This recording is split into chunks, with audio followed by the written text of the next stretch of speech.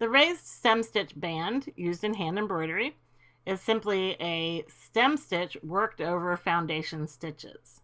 So I'm going to start by stitching the foundation stitches straight up this line, and they're parallel stitches all the way up, kind of like a ladder. So I came up on the left, I'm going down on the right, then I'm going to move up on the right about 1/4 of an inch and move down on the left. So you move all the way up the line this way, creating parallel stitches over which we'll work the stem stitch. And when you get to the top, finish off.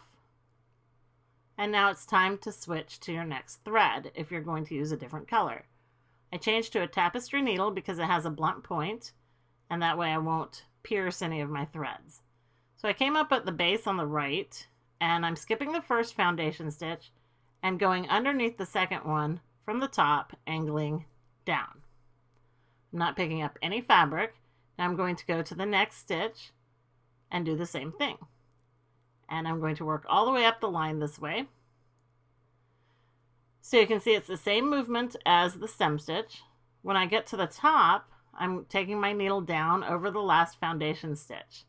And you can nudge your stitches over as you go from row to row. Then you're going to move back to the beginning of your line and start your next row. In the same exact way, skipping the first foundation stitch and going under every foundation stitch after that from the top until you get to the last foundation stitch. So under, under, under, and you can see how fast it works up. So this makes a nice raised line or band that works up very quickly. And when you get to the top row, you're not going to go underneath that foundation stitch, you're just going to go over it. So this is the last row of stitches, and you can see that they've packed on a little bit more here. Just keep nudging them over so that you can fit underneath the foundation stitch. And when you get to your last stitch, it just goes over the last foundation stitch to the back. And that is the raised stem stitch band. For more tips and techniques on hand embroidery, stop by and visit me at Needle and Thread.